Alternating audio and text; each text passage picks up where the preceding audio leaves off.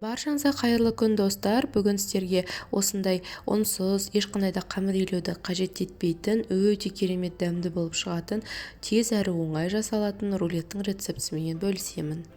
Ең алдымен таза құрғақ ыдысымызды дайындап аламыз. Ыдысымыз міндетті түрде құрғақ болу керек және ішінде ешқандай су түйіршіктері болмауы керек. Жұмыртқаны ақ уызы мен сары уызынан ажыратып екеуін бөліп аламыз. Бізге тек қана ақ уызы қажет, сары уызын жеке таза ыдысқа жинаймыз. Барлық 4 дана жұмыртқаны осылай бір-бірінен ажыратып аламын. Міне осындай біздің ақ уызымызда ешқандай сары уыздың бөлшектері кетіп қалмауы керек.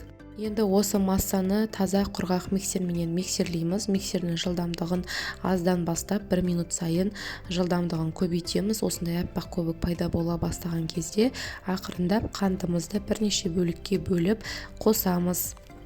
Қантты ақ уызға осылай миксерді өшірмей бірден бірнеше бөлікке бөліп қосып шығамыз. Ақ уыз өзінің формасын жақсы ұстап, кішкене қоюлана бастаған кезде миксерді өшіріп, оған осындай лимон қышқылының кішкене ғана бөлігін шым-шым етіп саламыз. Барлығын бірнеше секунд араластырып миксерлейміз. Кейін оған осындай кукуруз крахмалын қосып, тағы да барлығын жақсылап миксерлейміз. Ақ уыз қоюланып, өзінің формасын ұстай бастаған кезде миксерлеуді тоқтатып, оның дайын болғанын тексереміз.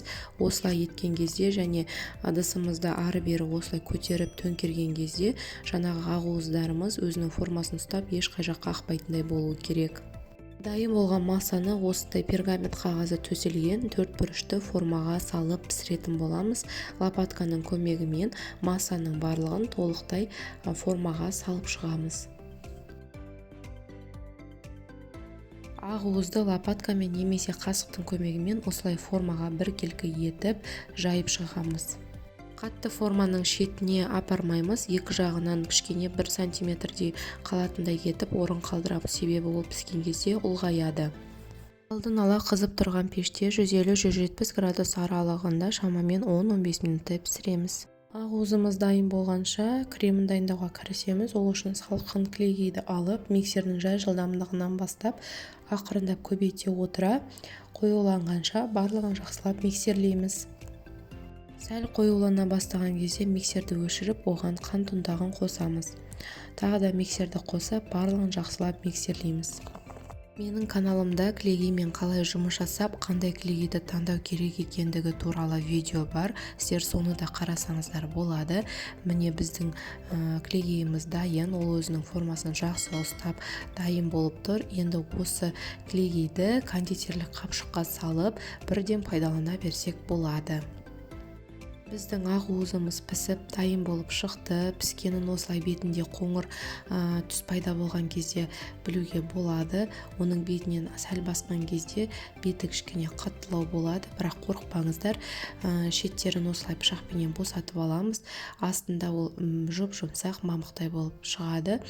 Осындай пергамент қағазын немесе орамалды алып, жаңағы піскен ақ уызымызды салып аламыз. Оны бетіменен төмен қарай аударып салуымыз керек. Астындағы піскен пергаментті ақырындап қолменен алып тастаймыз. Пергаменттен өте оңай алынып жатыр. Міне біздің ақ уызымыз дайын. Көріп тұрғандарыңыздай барлығы толықтай пісіп шыққан, өте жұмсақ. Қазір енді осыған дайын болған кілегейімізді салып, кремін жағатын боламыз. Міне біздің жаңағы дайындап қойған кілегейімізді кондитерлік қапшыққа салып алдық. Оны осылай ауасын шығарып, ақ уызымыздың бетіне жолақтар етіп салып шығамыз. Жаңағы дайын болған крем менде 2 кондитерлік қапшыққа салынды. Мен жетпеген жерінің барлығын толықтырып салдым. Осы кремнің барлығын осылай лопаткамен жүргізіп біркелкі етіп тегістеп аламыз. Біздің рулетіміз жартылай дайын. Енді осы рулетті қазір ақырындап ораймыз. Ол үшін пергамент қағазын осылай шетін кішкене көтере отыра, ақырындап оны осылай рулет қылдырып орауға кірісеміз. Ақырындап қолымызбен көмектесіп, пергамент қағазын көтере отыра, рулетті орауға кірісеміз. Егер сіздерде пергамент қағазы болмаса, қарапайым үйдегі орамалды да пайдалансаңыздар болады. Біздің рулетіміз дайын, оны ыдысымызға қазір саламыз. Қолмен ұстаудан қорықпаңыздар, оның шеті әзірше қолға жабыспайды. Енді осыны әсемдейміз. Сыртына осындай кремменен ақырындап жағып шығамыз және оның үстіне кептірілген, қатырылған жемістер болса, оны да қоямыз. Менде бұл жерде малинаны да осылай салып қойып шығамыз. Егер сіздерде ондай болмаса, ол міндетті емес. Кремнің көп болғанын қаламасаңыздар, оның бетіне кремді жақпай қойсаңыздар да болады. Меренговый рулетіміз дайын, өте әдемі, дәмді болып шықты. Қазір ортасын кесіп көрсетемін. Негізінде дайындап болғаннан кейін кремі сіңу үшін оны бірнеше сағатқа тоңазытқышқа қойып қойсаңыздар болады.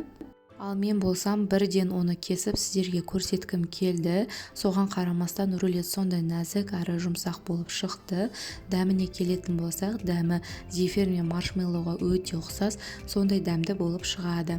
Менімен бірге болғандарыңызға алғыс білдіремін. Астарыңыз дәмді болсын. Назарларыңызға рахмет.